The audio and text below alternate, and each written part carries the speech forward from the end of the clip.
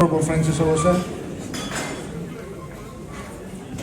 Honorable Royaki, Honorable Pastor Joseph Isaac.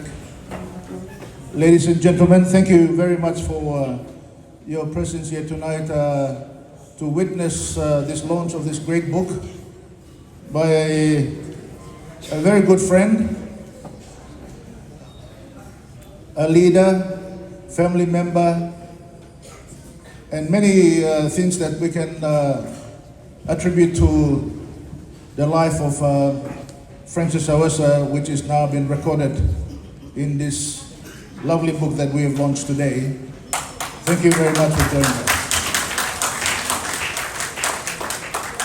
Very much congratulations to Francis Awesa himself, because as many of you know, it's never easy to put words into paper, and there are only very few people in life who can be able to do that.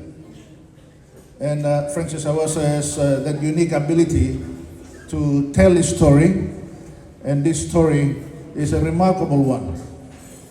A story that has begun in the village, like many of us who are in the older generation here tonight, understand the journey that he has gone through.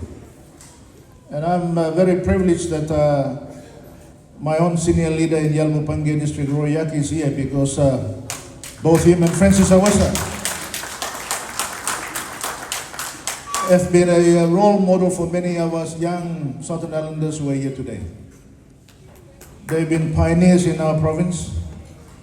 They have had many achievements that has now provided us with a province, what we call Southern Highlands, a district, what we call Mendi, and many other places in our province.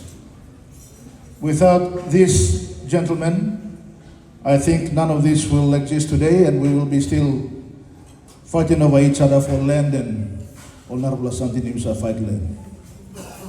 But we are thankful that their leadership has especially provided us with a province in many parts is very peaceful, something that we can be proud of, very respectful to each other, and respectful to the leadership in the province and many of our villages. And Francis Awesa's story is a reflection of not only his own life, but life of many of us who are in this room and many Papua New Guineans throughout the country. It's also a reflection of our own province, how it has developed over the last 50 or 60 or 70 years. And of course, of our own country, how it has achieved to develop and achieve its aspirations over the last 50 years. So the book is not about Francis Awesa himself, although it's an autobiography. It is about the country and the people and the way we have been able to transition from a village-based society to a modern society that we are struggling today to develop. So I congratulate Francis Awesa for documenting this, because many of us young today, we forget who we are. We forget where we have come from. We seem to think that we are able to achieve everything overnight. But we forget that this has been about struggles of many people. Many parents that we have left behind, many grandparents and our leaders that we have left behind in the villages. At the back of their struggles, they've made what we are today. Now, sitting tonight with my senior leader in Ialibu Pangia, Royaki, is telling me the story about how Francis walked from Mendi to Arave to get education. Walking, did not get a plane, did not get to drive from Mendi to Arave. Walked all the way.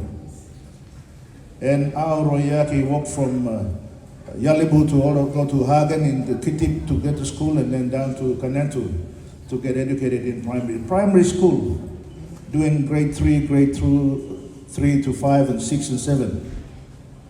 So today when you compare that, and I used to think that my life was a struggle, because I used to walk from Mamone in Pangia to go to Ialibu to go to school. Those days there was no vehicles, no roads and everything else. So I used to think that I went through struggle, but these gentlemen went through many struggles to get here, to where they have achieved. So we must give him credit. And you know, many people along the way has given up trying to achieve an education. People today take it for granted, you know, they live at their house and early in the morning they walk to school, or mom and dad drives them to school. And they go back home and they complain about everything in life. Just imagine without your parents and you have to walk for days and weeks to get to school.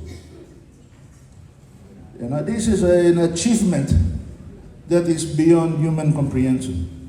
Leaving home at a very young age to go somewhere, sometimes you don't understand the language, just to get educated. So this must be a shining example to Papua New Guineans today. You know, there's like now yet culture must talk, you know. Because every success in life is built on many sacrifices. Many sacrifices personally and many sacrifices by your own family. And I hope that, you know, many of you read this book over the next few days and you will see that there are similarities to your life as well. And today we have a country that is going at crossroads and going through many challenges because of the growth of population and, you know, politics and all kinds of things. But, you know, it also goes to show an example about why we must never give up. You know? Because don't think that, you know, your life will be lived by someone else. You yourself would live your own life. And that means you're taking responsibility of how you shape your own life and bring your own family up. Samla time you say, isi lo blame mo mandi ko kam. Time samla something you go wrong lo house or samla something you go wrong lo family or community. You may isi lo blame mo nar lo man. Samla time you may must look inside and talk, okay, what can I do to make it better? Because everybody has got a mind and a strong will to achieve these things. And Francis Awesa has been able to display that over his lifetime. You know, from school, getting educated, being a lawyer, starting work at first work and becoming secretary of ELCOM at that time, and coming over to Mendi and joining Royaki to run the provincial, not the government, but provincial administration at that time, to run the province and make sure that things are being delivered to our people. These are many sacrifices that, you know, every individual has gone through those years. From public service to politics. Sometimes, you know, some of our young people, especially, get immediate success and they think that tomorrow I want to be bigger than Ben-Hur, you know. And then you fall down very fast and you said, what went wrong? Whereas you see the examples of these men, they've built it over time, step by step, over time. Where despite many downfalls, they've been able to stay consistent, respectful, and making sure that they have the integrity to maintain their own self-belief. And these are examples that are far disappearing very fast in our society. The examples we see today is Kaikai man becoming millionaires overnight. And they are not doing it at the back of their own blood and sweat. They are doing it at the expense of every one of us. When you work hard and when you make a success of it, you will have a personal satisfaction. And Francis Awesa has achieved it.